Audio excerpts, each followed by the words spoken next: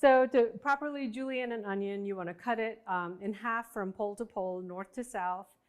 Leave the little root end in there so it'll stay together while you're cutting. Go ahead and put your soaked peas in a nice big pot and cover it with a couple of inches of water.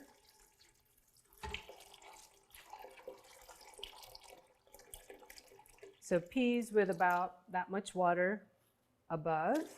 And we're just going to add some raw chopped onion and a little bit of ginger.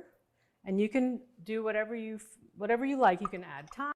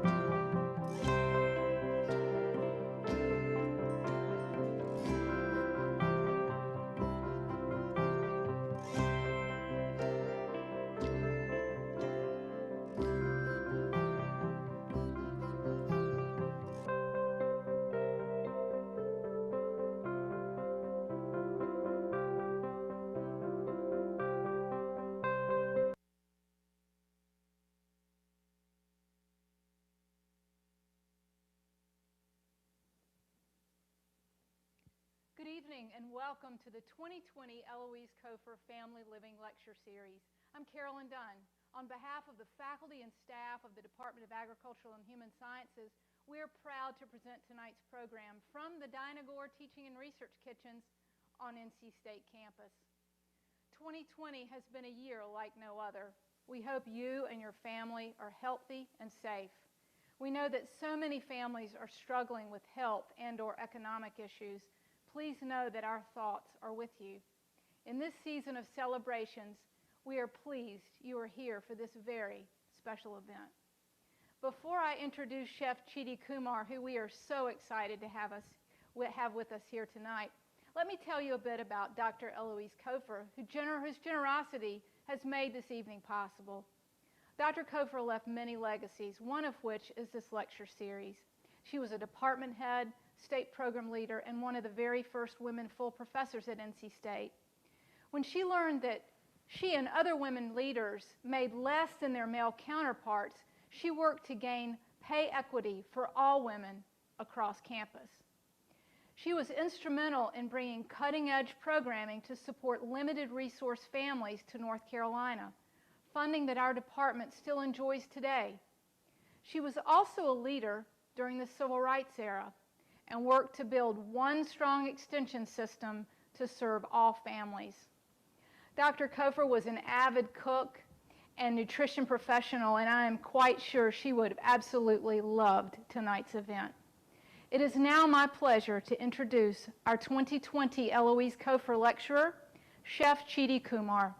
Cheetie is not a stranger to our department, having worked with us many years ago until she left to follow her culinary passions.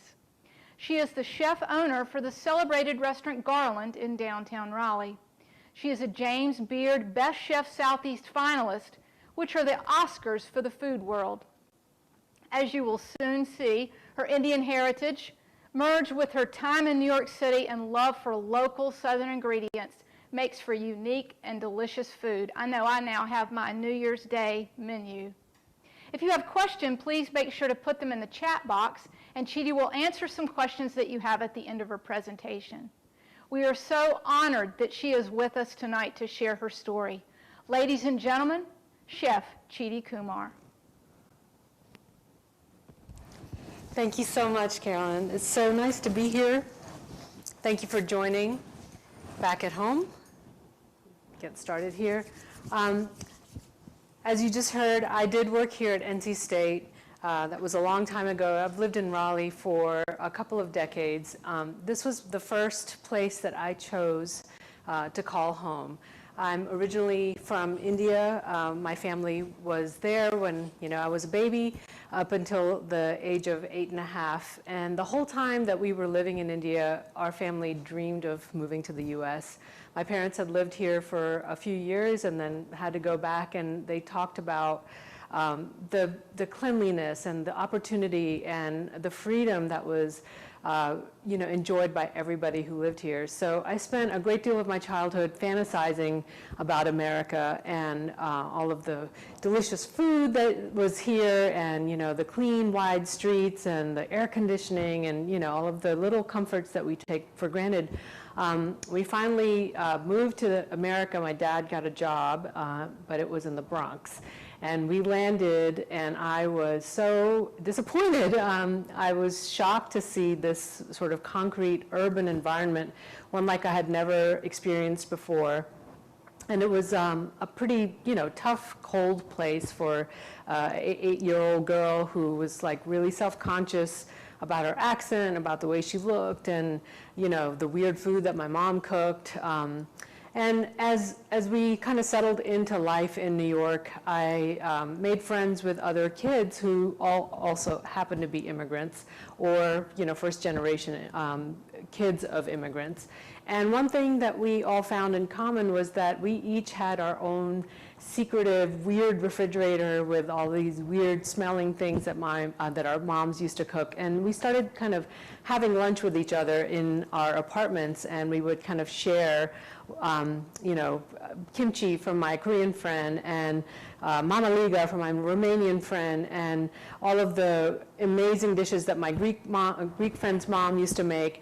And I started to see that people really connect with food, and there's an identity that we forge with our families as kids. I think food is such a teller of a story of a family, of a place, and also the telling of the story of people that move from one place to another in search of a better life.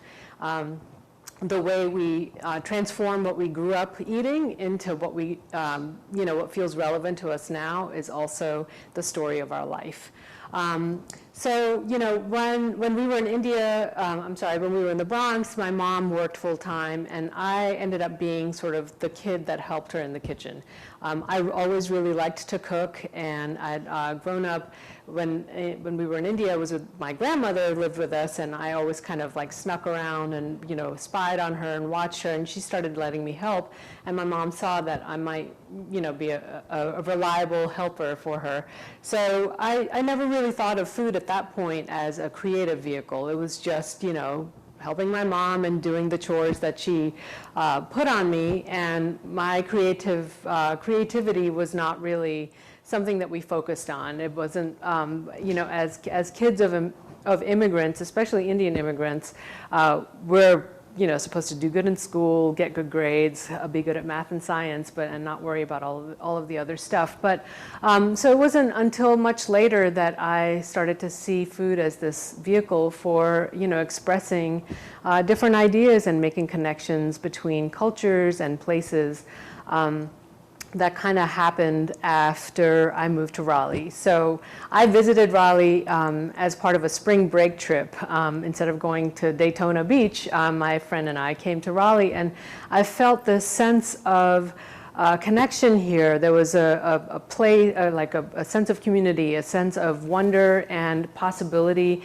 It felt really easy to live here, but looking back, I think it was the way the buildings were kind of modernist, and where we grew up in India is a city called Chandigarh, which is a pretty new city. It was built in the 50s, and I always thought it was designed by this French modernist architect named Le Corbusier, but about 3 years ago, a friend of mine who's an architect told me that the original architect for my city in India, Chandigarh, was a Polish immigrant who actually lived in Raleigh and was the head of the architecture department here at NC State.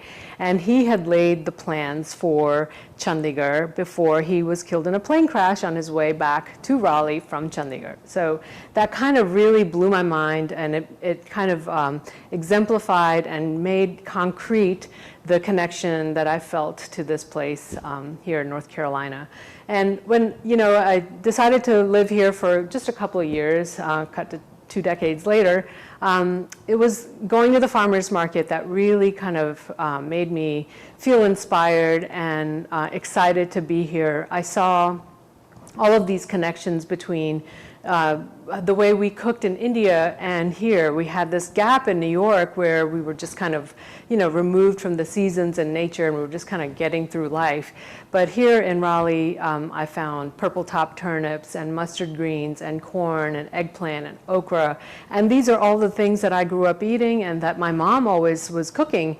And then I cut a little deeper and realized that there was so many ethnic diversity, so much ethnic diversity here, and I could find almost any ingredient from India or Asia if I just looked hard enough and got in the car and drove 10 minutes, and I could, lo and behold, I could have a pantry that would allow me to make the transition from a home cook to opening a restaurant.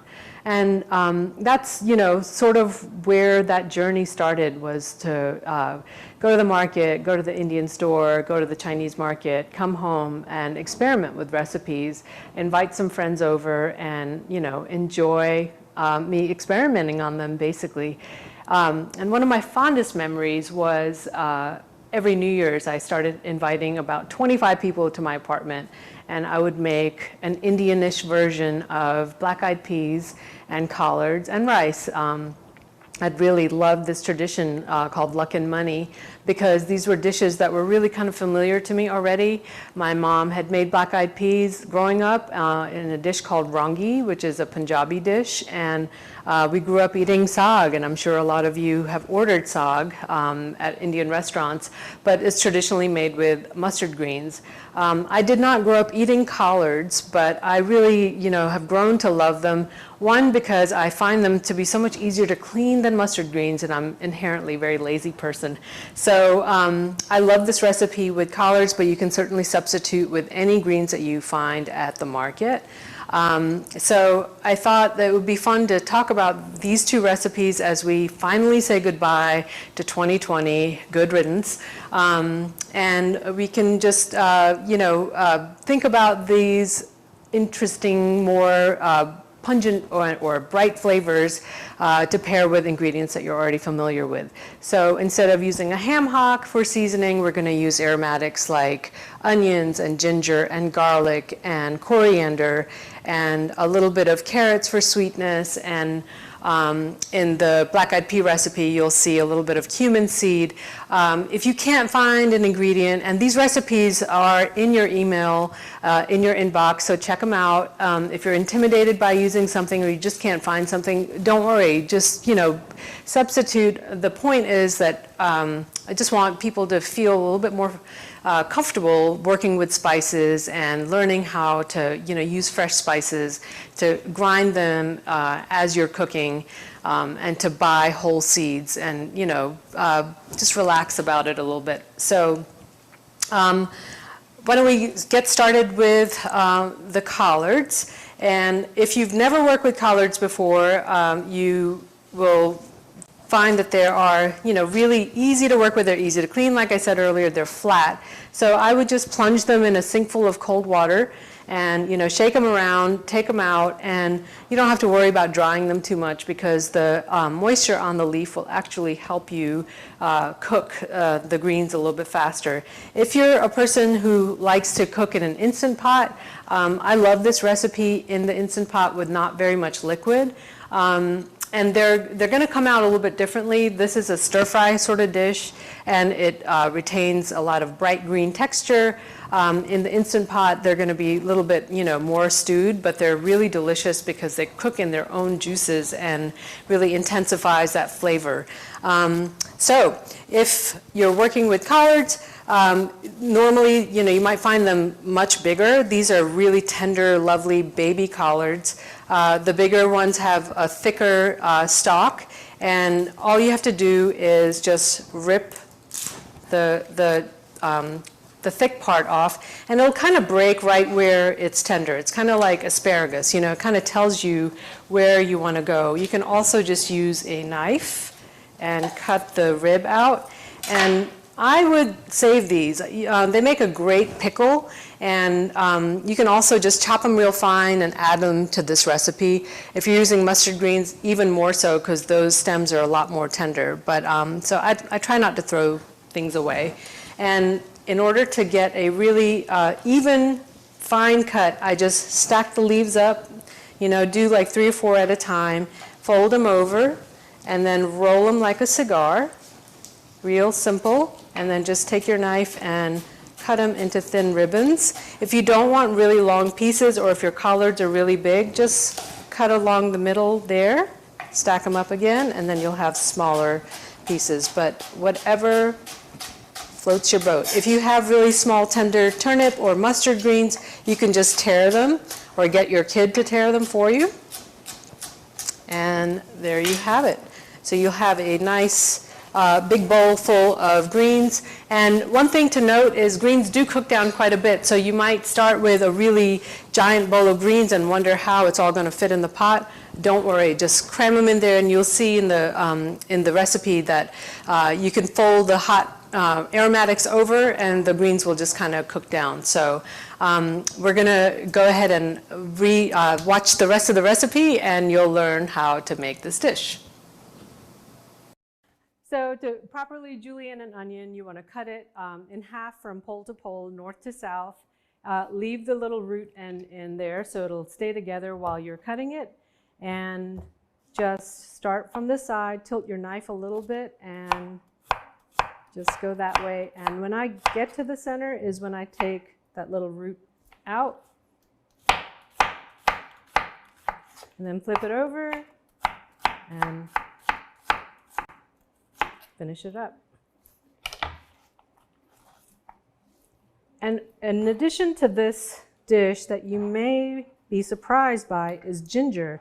I think ginger and greens are such a natural combination to julienne it, or to have a nice fine mince. You just want to cut some thin slices, and again you're stacking them up,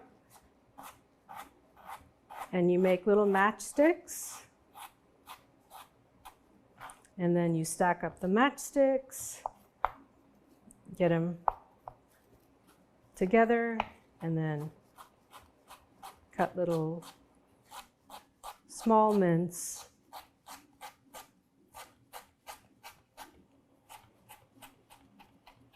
And there you have it, very easy.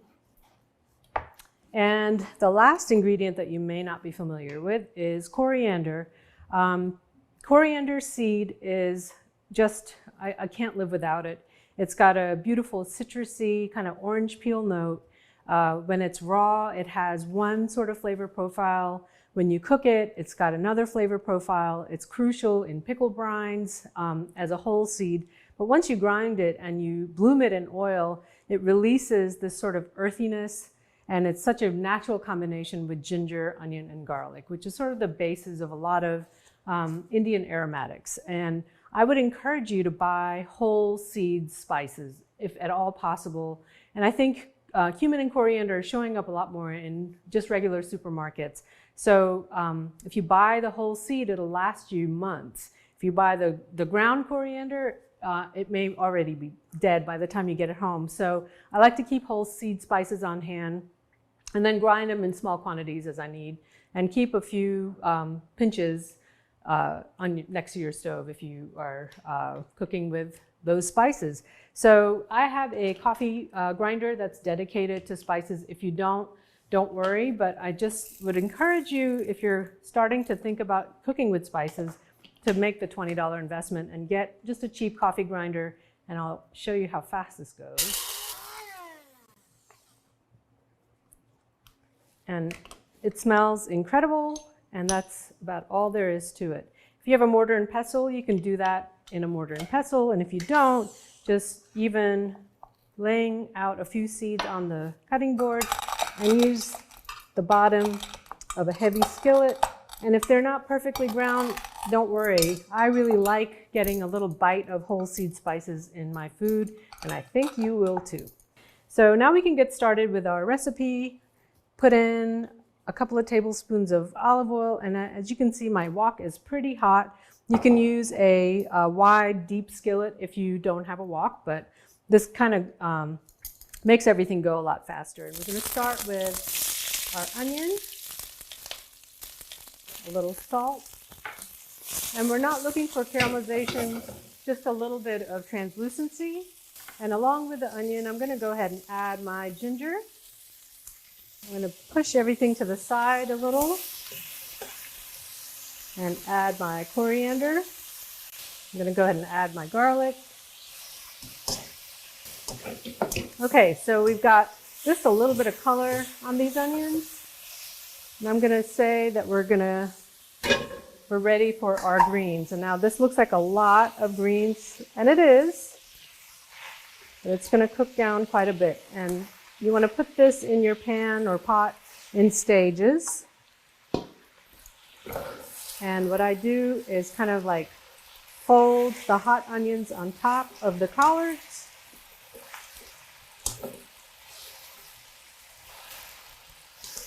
And that wilts them down and gives you a little bit more space in your pan for your next batch. You can put a lid on this if you don't want to turn, if you don't have tongs, it's fine. Okay, can add a few more.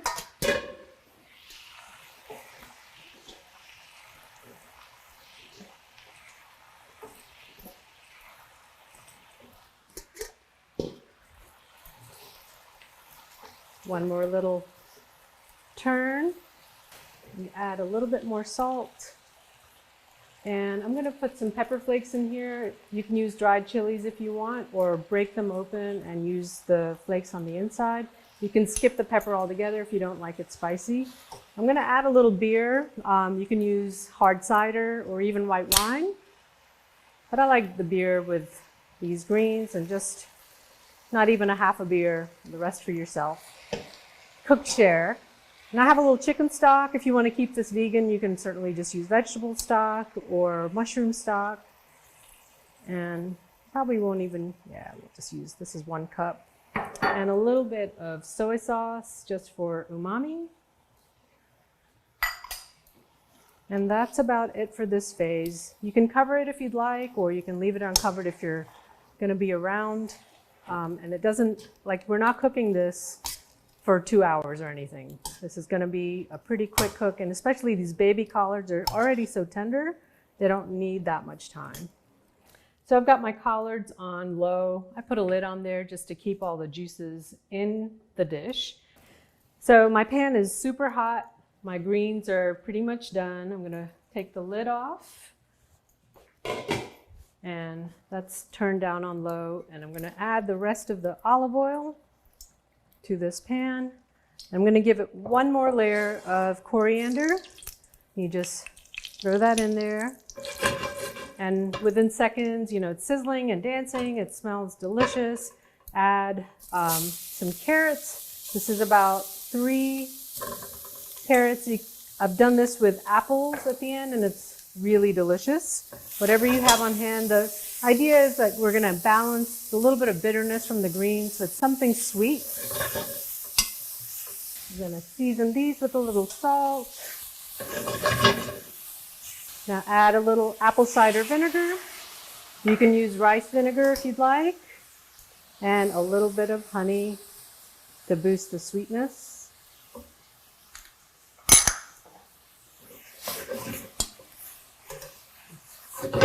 And we're just kind of cooking the carrots a little bit so they retain their texture. And we're going to pour that whole thing right into the greens and toss it around. Beautiful color. We are done.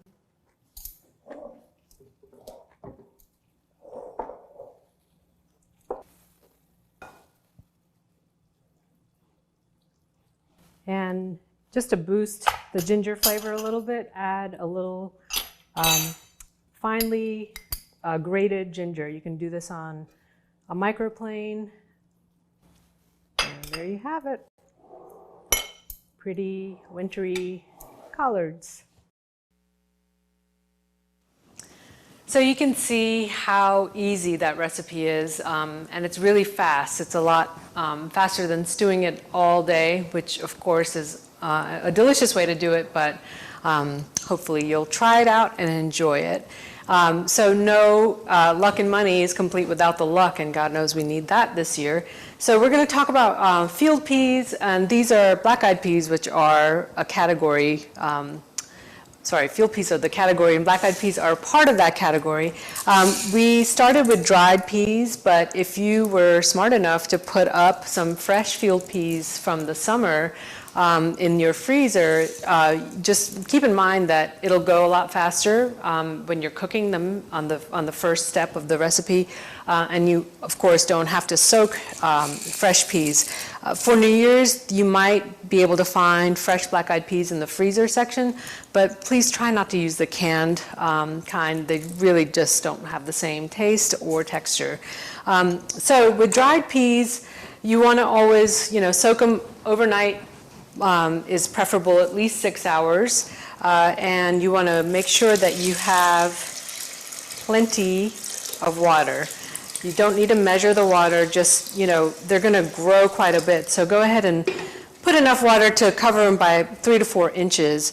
And these are the same peas that have been soaking for the last 8 hours, and you'll see how much they grew. So it's the same volume, 3/4 of a pound, and they swell up. And what you're doing is basically getting them primed for cooking. If you don't soak them, the heat will just kind of cook the outside, and the inside will kind of never get soft and tender.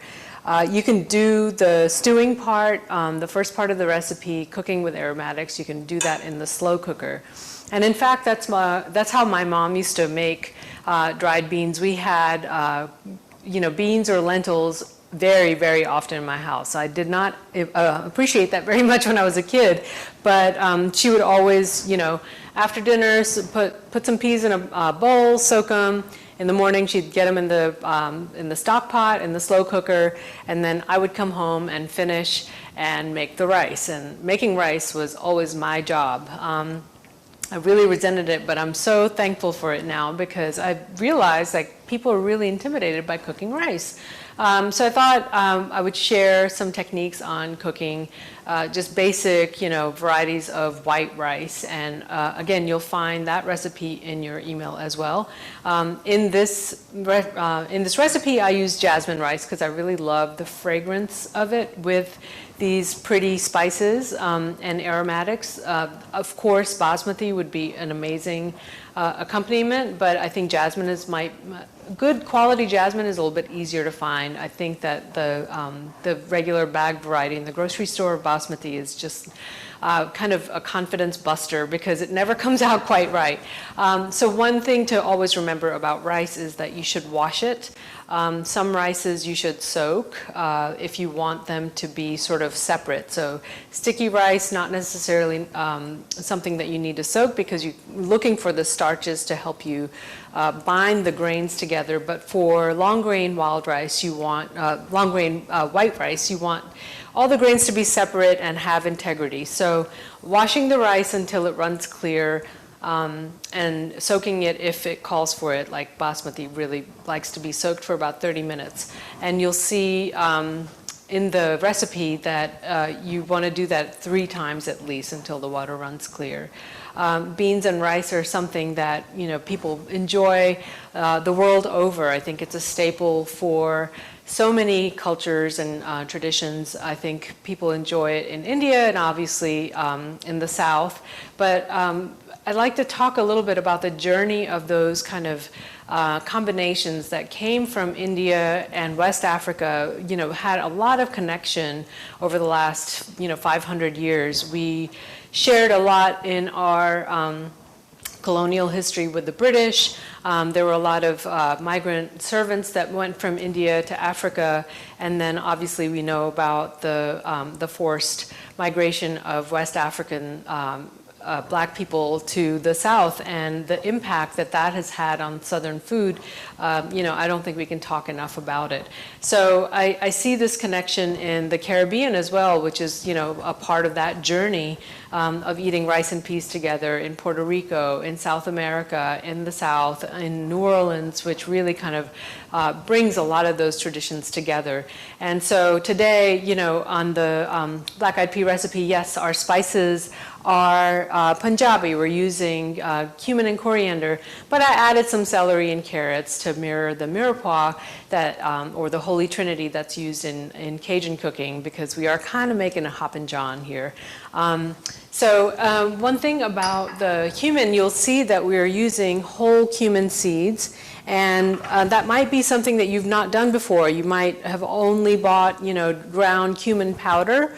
I would urge you to really try to find some whole cumin seeds, because with this you can get the powder, and you can also, transform this in so many different ways. When you toast it whole in a dry skillet, it starts to crackle, and it gives you this really lovely, smoky depth of flavor that you can grind. And if you put a pinch of that in your pico de gallo, you'll never not do that again.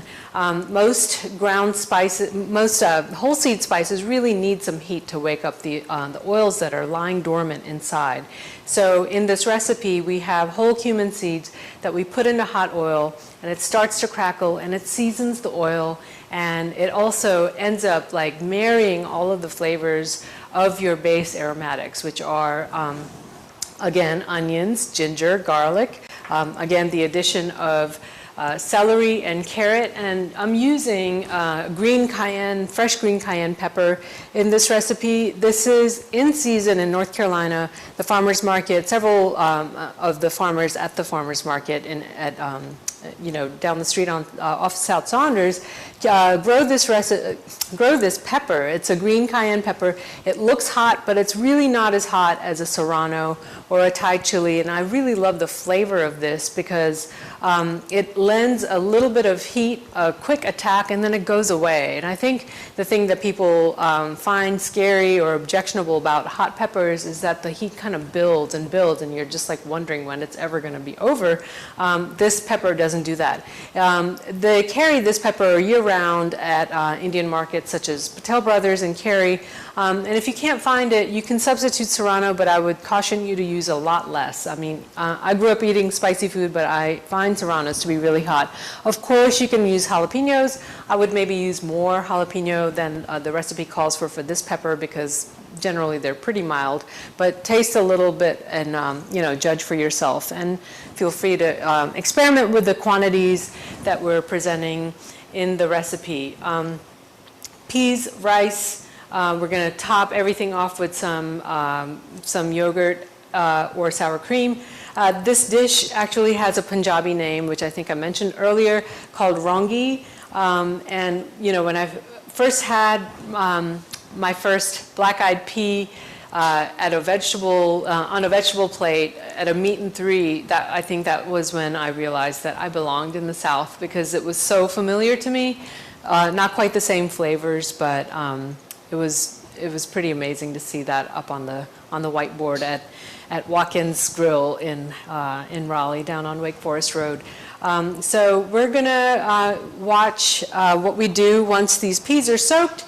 They're going to cook kind of plain, and then we're going to finish them with our sizzling of aromatics, and that is a technique called tarka. And I, maybe Google that, T-A-R-K-A. Sometimes it's called a chunk, and it's a technique that can be used with all kinds of flavors, and I think it gives you the confidence to know that you can take something really bland and not worry about it, and at the very last minute, in the last 5 minutes of that recipe, you can add a big, bright, bold flavor of bloomed spices and oil with onions and garlic or not. It doesn't even matter. I think the addition of that oil to the end of a recipe really makes you feel like you kind of can't mess it up too much. You can always fix it at the very end. So let's see how it's done. Go ahead and put your soaked peas in a nice big pot and cover it with a couple of inches of water.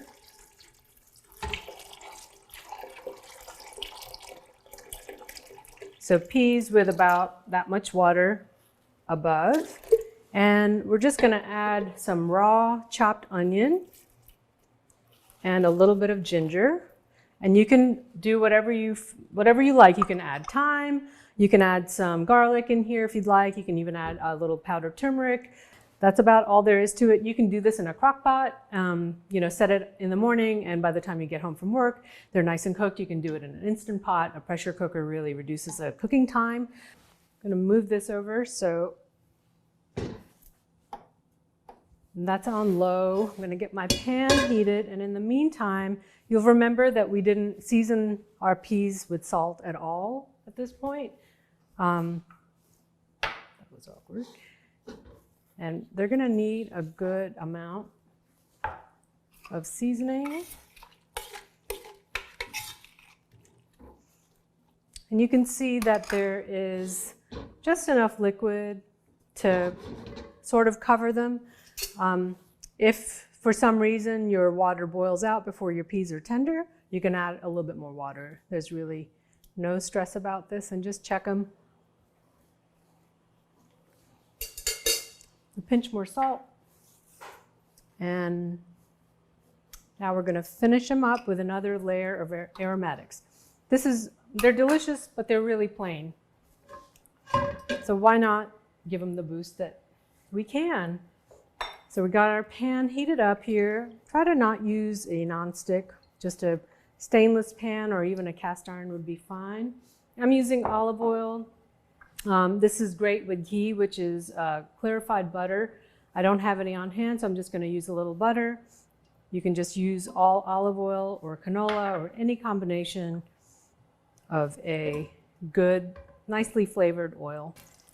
We want to get our fat pretty hot. Okay, so got a nice hot pan with olive oil and butter, and we're going to add some whole cumin seeds. And now we're going to add our onions. And we're going to add celery and a little carrot. And we're going to season this with a little salt. And while this is going, I'm going to chop up a hot pepper. This is a green cayenne pepper, which grows in North Carolina in the summer. And I'm not going to take the seeds out. I really like the heat that this particular pepper brings. And I cut it into 4 little pieces or 4 quarters and just proceed to chop all the way down. Go ahead and add that into your aromatics. And we're going to add the rest of our ginger. And we're going to add a little pepper. At this point, we're going to go ahead and add our garlic. Let's go ahead and add a little bit more oil. And as soon as your garlic is nice and fragrant, you can add your coriander. And I'm going to boost my heat with a little cayenne pepper. You can skip that if you don't like it hot. And we're going to put in a little tomato paste. So you'll see that this is kind of a little mash on the side here. And the tomato paste is no longer raw. You can go ahead and combine this whole thing together. And we've got such a great fond over here. All of that is delicious flavor. We're going to deglaze that with a little white wine. Make sure you scrape up all of that caramelization and combine it with everything else. And we're just cooking the alcohol off. If you don't want to use wine, you can use a little bit of broth. Add your pureed whole tomatoes. And you want to taste this mixture to make sure that it's seasoned well. Add a little bit more salt. And we're going to cook this down until the tomatoes are not raw anymore. I'm going to combine this with our black-eyed peas. These can be done in advance to this stage. You can chill them. You might even be able to freeze them. Just bring them back up to a boil before you do this finishing step. And at this point, we're just going to pour all of this into our plain stewed peas. And all this needs is a few minutes to let all the flavors marry, and we are ready to serve. So while our peas are getting finished, we're going to get our garnishes ready. I really like this dish with a little chopped cilantro. You can definitely use parsley. If you don't like cilantro, you can use both. We've got some green onions and a little sour cream. You can use yogurt if you prefer. And we're going to serve our black-eyed peas on this rice. I'm going to just build a plate here. Just put down a little rice. And we're going to get a ladle.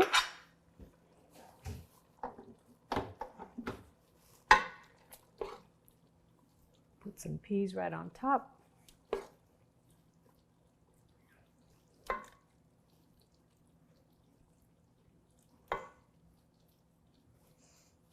And I like a little drizzle of lemon juice. And put down your cilantro, a little bit of green onion, and a little dollop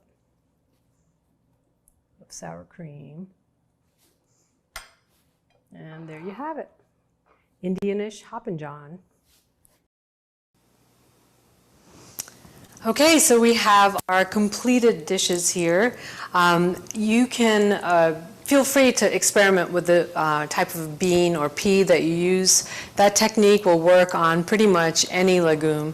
One thing I do want to mention, I know I said to feel free to experiment, but if you take shortcuts, you can, but don't cook your beans or peas with tomato.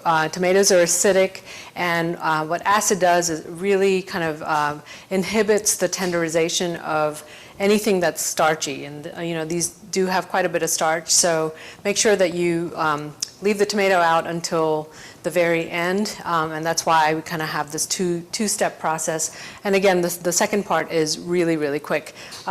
You can garnish this with anything you want. We use sour cream here today. You can use yogurt. If you want to keep it vegan, you can use coconut yogurt or a little scoop of coconut cream. Same with the collards. You can garnish this with some toasted shredded coconut. It would be delicious. We use cilantro and green onion.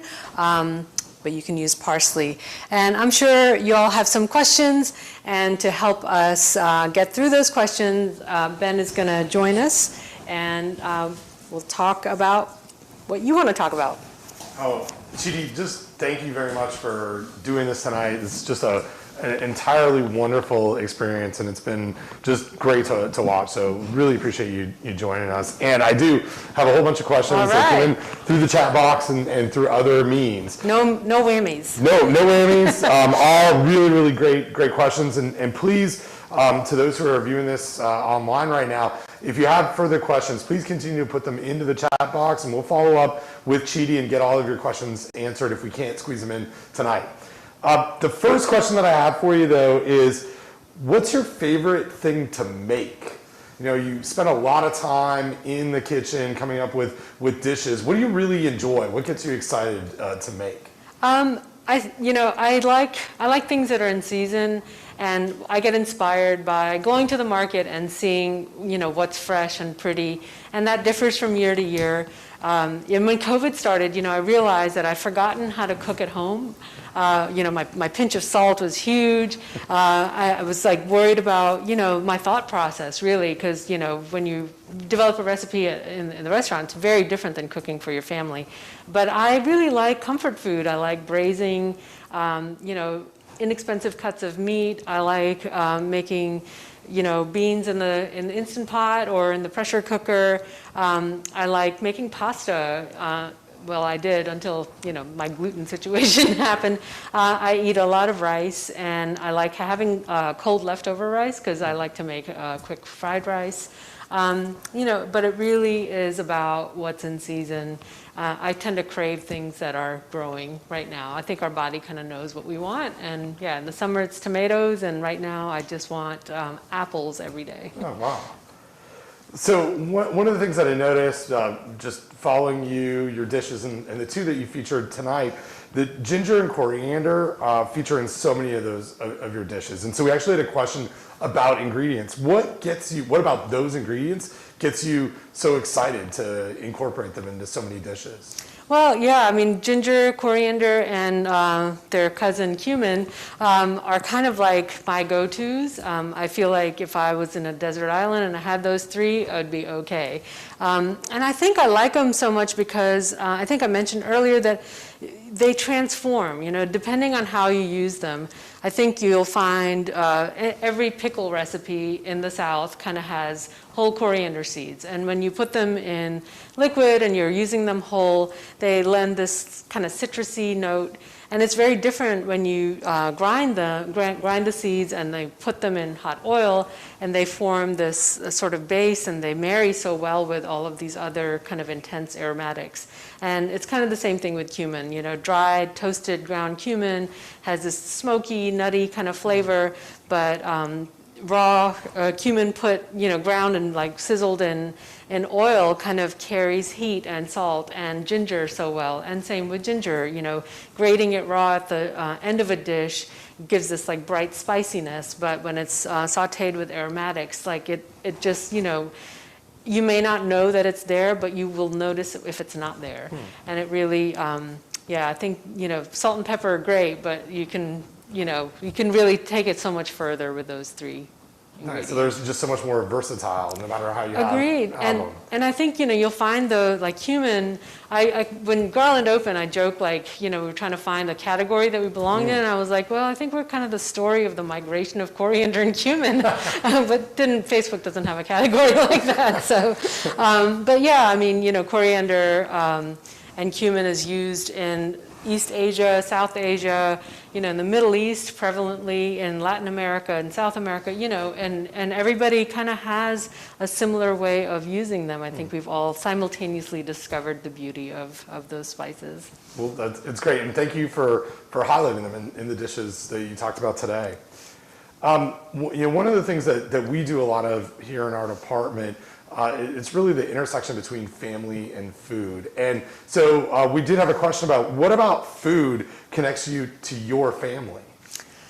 Well, my family has been, we've moved a lot. My parents also, when they were kids, my mom moved from, she was a part of the partition between Pakistan and India, and she lost her parents in that move. And the food that she grew up eating was really her only connection to her family and her history, and it was a way of preserving the story of the place where she actually grew up. And then when we moved to America, again, like dinner was the happiest time. It was maybe sometimes the only happy time we have. So now when I make something that my mom used to make, it transports me immediately. It's a connection, and I don't think I'm alone in that. I think, you would probably ask somebody in every corner of the world and say, hey, what's your favorite food, or what's your favorite dish? And they'll say, well, my grandmother's pie, or my grandmother's something, or the way my mom used to make this, I crave it, and, I can't wait to, go home and see her and have that. And I think, music and food are the only two things that we can close our eyes and we can get transported back to a place and a time. We can remember the first time we had it, or you remember how it made us feel. You can picture where you were, I don't think you can do that with a picture or painting. It's not the same. It's intellectual, and this is, I think, something that's connected to like our being and who we are and how we grew up and the story of our family and the story of our life. I think food has that power, and it's also the time that we share with each other. I think especially nowadays, everybody's always moving around, but hopefully everybody's still taking a few minutes to just be with each other, even if it's 5 minutes. It's usually on the dinner table or at a table with food at a restaurant or something like that. I think those connections we make over food kind of stay with us forever. It's like you said with the senses really triggering those memories and those connections. I certainly have that myself, and it's interesting. When you talk about sort of that connection with music and food, it actually leads into another question that we got. And cooking is such a mix of science and art. It's those things together, the science of heat and the art of creativity. Can you talk a little bit about your creative process? How do you come up with creating a restaurant? How do you come up with dishes? Where does that creativity come from? And talk us through that a little bit. Well, it's funny because I get asked this more now, and I never really thought of myself as a creative person. I think I kind of, I like to escape, and I think I started doing that when we moved to America. I would just go in the room that I shared with my brother and sister, wait for 5 minutes alone and put my head in the speaker and just listen to music and kind of memorize the sounds, And when I started cooking professionally, I realized that the creative process for writing a song or writing a recipe is kind of the same. And I feel like a lot of people go through this, and you get stuck in the middle because you start out with an idea and you're like, oh yeah, this is going to be great.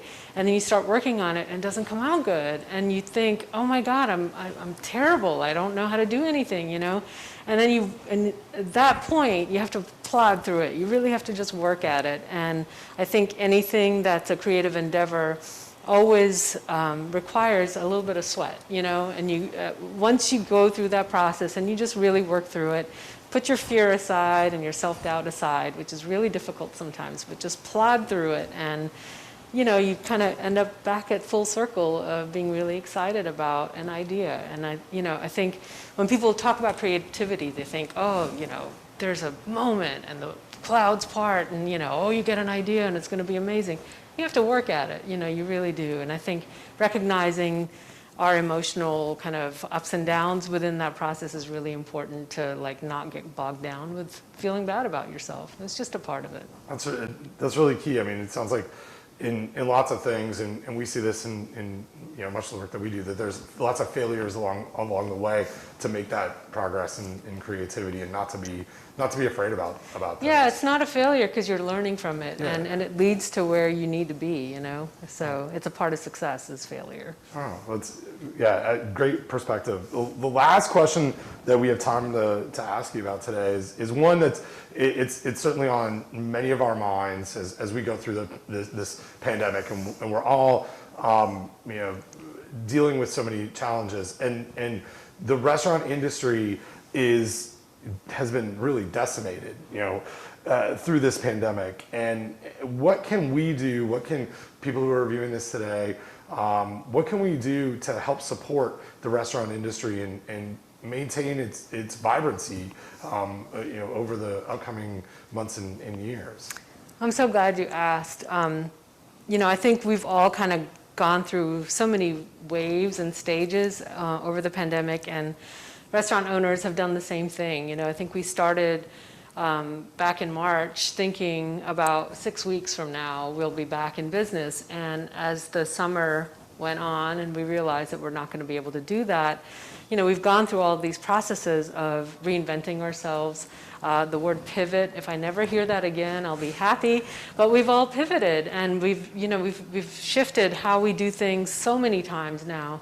So, everybody's done meal kits and figured out how to do takeout. And restaurants like ours, and probably, a lot of people's favorite community restaurants, are dine-in restaurants, and we sell an experience. We thrive on anticipating what people want when they sit down, and we want them to forget the rest of their day. That's exactly the opposite of what we're supposed to be doing now. So we have this parallel conundrum, how do I keep my doors open and my staff paid, and how do I keep my staff and my guests safe, and not encourage behavior that's going to prolong this seemingly never-ending pandemic. So if your favorite restaurant has pivoted to takeout, support them and order takeout, even if that's not the place that you think about getting takeout from. I don't know of a single independent restaurant that's not panicking at this point. And 9 months in, just think about any business not having their normal income for 9 months. It's a really trying challenge.